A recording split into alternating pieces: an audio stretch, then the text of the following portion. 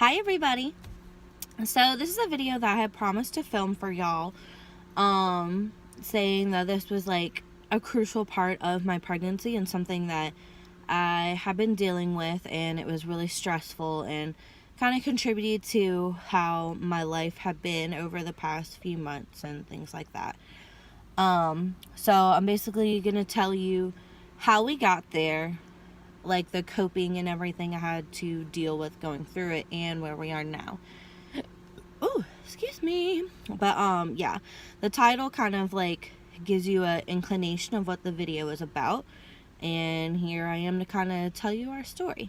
I'm not gonna do like every single little detail because it's personal life, and I don't really have a problem sharing my personal life with y'all, but it involves more than just me, and I want to be conscious and courteous of that.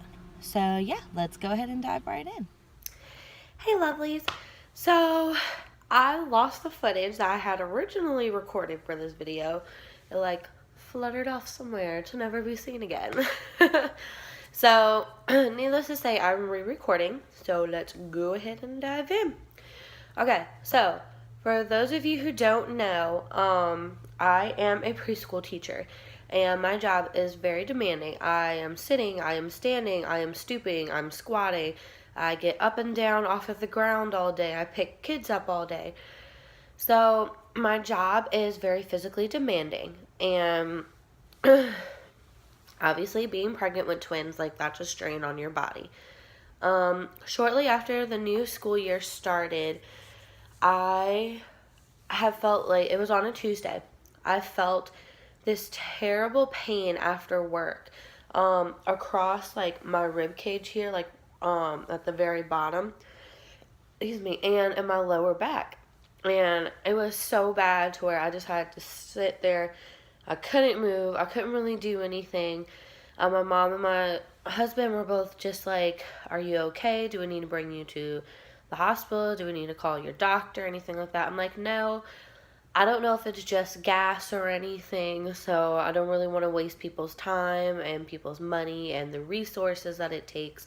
So I was foolish and didn't go to the hospital.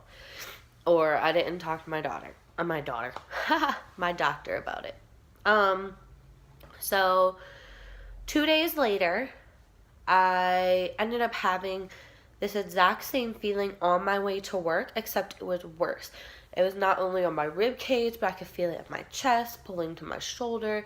I could feel it like in my lower back, and it was so bad. When I got to work, one of the other teachers looked at me and she's like, "What's wrong? What's going on with you? Like, you need to call your doctor," because at this point everybody knew I was pregnant. And I was just like, "I don't know what's going on. I'll go ahead and call her, see what's going on." So I talked to them about what was happening, what I was experiencing. They told me to come in immediately. So I left work. I called my husband. I told him what was going on. He was off that day, thankfully. So we went to the doctor's office, and there were so many people there. It was crazy. It took us like 4 or 5 hours to finish everything because of the wait and just being there. So we were on the contraction monitor, checked to see if I was dilated, all of that kind of thing. I had to get EKG done. I had to get blood work done as well. Yes, I had both of those done too. So she could see what was wrong, what was going on with me. Long story short with that, I was having contractions, and my work was causing that to happen. And going into this, I already knew, she had told me previously, that I would not be able to work past 30 weeks. 30 weeks was my cutoff, because if I did, I would risk preterm labor. It would be too much on my body, be too much on the babies, and it just wouldn't be pretty. So yeah, that's what she had told me. And once all of this happened, she's like, "You really shouldn't go back to work." She's like, "I understand some people can't afford that financially." She's like, "But if you can, I highly, highly, highly suggest that you don't do it." Well, we were okay. And my work did offer short-term disability in case I had to go on bed rest and I couldn't work anymore, stuff like that. So we filled out the paperwork. We brought it to, excuse me. We brought it to my job, gave them everything, and that was it. I haven't been working since then. So that's kind of how that happened. Well, it takes about a month to process everything for the short-term disability claim, and for that month that you're waiting, you don't get paid for that. So I automatically lost a month of income, and that was difficult, obviously, because we're used to having two incomes. Then I have to say my husband is a Army veteran, so we do get his retirement every month. But it's not like it's a whole bunch of money where we're living lavishly and everything. Sorry, my ear itches. That's weird. Okay. Well, prior to this incident with me having to stay at home and everything happen, we had another one. Right before that, I want to say a week, maybe two at most, Vernon was at work. I was at home with Devin. And she was watching a movie, everything like that, and I went to go take a shower. While I was in the shower, I slipped and I fell. Luckily, I caught myself, and I didn't hit my abdomen, like, I didn't hit the babies, anything like that. But I hit my face really, like, that's where all the I just took my own gloss off with my fingers. Sorry. That's where all the damage had gone. It's basically, like, right here between my nose and my lip. It was like swollen, bruised, all that kind of stuff. Anyway, so I called him to let him know, and he's like, okay, I'm coming, like, call your doctor's office, let them know, and we're gonna have you checked out. Well, I called my mom because when I got out the shower and everything, I was able to pick myself up. I saw that Devin had fallen asleep, and I needed someone to stay with her, that way we didn't have to wake her up and bring her with us. Well, my mom had just gotten off of work, so she's like, okay, I'm coming. So she's on her way, and she called my sister. My sister's on her way. I talked to my doctor. My doctor's like, you need to go to the ER immediately. They need to check you, and they need to check the babies to see if anything happened that you didn't know of or that you don't feel because the adrenaline hasn't worn off. So they get here. My sister stayed with Devin, and my mom brought me to the hospital. My husband just met me at the hospital. And we were there for about 5 hours or so. Like, they initially checked me out, everything, and they're just like, okay, fine. They gave me, like, ice packs and all of that kind of stuff. Then we went to this other section of the hospital, whatever, and I was on a monitor. And anytime that trauma like that happens to you while you're pregnant, they monitor your baby or babies for a minimum of 4 hours. They do ultrasounds. They keep, like, the monitor on their heartbeats to make sure that everything's okay. Like, thankfully, nothing happened. I was mostly just sore from, like, clenching, like, catching myself and everything, and then, of course, my face.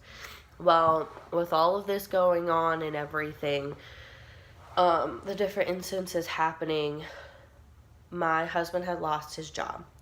Not going too great into all of the details of it, basically, they told him that he couldn't leave to come bring me to the hospital and all of these kind of things, that he had to finish his work first. And then one thing led to another, blah, blah, blah, blah, and he ended up losing his job. And that happened maybe 2 weeks after I was already told that I had to stay home. So we lost 2 incomes. We had 3 total. And we were fine. We were doing good, whatever. All of this happened, and obviously we fell behind on our bills and on everything. And I got to the point to where we didn't know how we were going to feed our daughter. We didn't know how we were going to pay our rent. We didn't know how we were going to pay any of our bills. We ended up having to give up one of our cars because we couldn't afford to do everything. Like, his retirement can't cover all of the bills that we had. Like, when we were both working, everything was fine. But it, if you've ever been in a situation like that, basically we could have lost everything. And it's a terrifying feeling. I didn't know how to take care of my family, how to provide for them, how, like, to do any of it. And I went through this period where all I was just in this deep sadness, and I didn't know what to do. I was terrified. It was like this crippling fear and sadness that I was dealing with.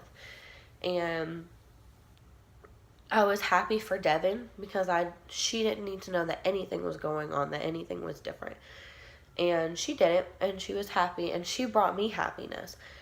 But I would revert back to this same thing. I don't want to say I was depressed because I've never clinically been diagnosed with it, but it was just a sinking feeling. I didn't know what to do. We were a ship that was going down so fast. And yes, my husband was going on interviews. He was filling out applications. He was doing everything that he could, but he couldn't make someone give him a job, obviously. And I was physically incapable of working. So it's not like we made bad decisions. It's not like we were being risky. It's not like we did anything to really put ourselves in this situation. It was just circumstances that all happened at the same time. And it was so difficult. Like, my parents helped us out, which I thank God for. We were getting like food donated and stuff to us because we couldn't buy groceries to feed our child or ourselves. Like, my family, I thank God for them because they did help out with like little bills and stuff that they could here and there. They did make sure that we had things to eat. Our landlord, like, he allowed us time to like pay our rent and everything, and all of our bill people, because I don't know what to call them for lack of what to call them. As long as we made payments of any amount, they were willing to work with us until we caught up. And it's one of the hardest things I've ever had to go through in my life. Like, here I was pregnant with twins. We were basically completely broke, and I was so sad and desperate, and I don't even know how to describe that feeling, but it was terrible. But, you know, God really pulled us through. He blessed us with everything working out, and we're still not 100% done with dealing with it all. We're still not 100% okay, but we are in a much better place than what we were. Luckily, my husband is working. Like, it's not a great job. He's not making as much as he did, and his hours are absolutely horrible. But the fact is that we were blessed with him being able to get a job. That way we can start catching up. We were blessed with my family that was able to help us, and that did help us. We were blessed with our landlord who worked with us on everything. We're lucky and blessed with all of these people being so understanding and be like, just make these payments or whatever, and we'll work it out with you. So no matter how grim it was, which it really was, I thought that we were going to lose everything. I thought we were going to be homeless. I thought we were going to be starving. Like, I didn't know what was going to happen. But us keeping faith and being obedient, God brought us through. And He has been providing our needs for us. We don't have everything that we want. Actually, we don't really have much of anything that we want. And we are taking care of our needs here and there, but the fact is that He never abandoned us, and He has been providing that for us. So we are in a better place. We're not 100% yet, but that's okay. But yeah, so we're just catching up, and that's where we are at this point. If y'all want updates or have any questions and things about it, go ahead and like comment below and let me know. That way I know whether to film an update video or to just talk with y'all about stuff. So yeah, that's basically it. I'm not gonna keep you all night, but excuse me, we're in a better place. All right, so y'all have a great rest of your night, and I will see you soon. Bye.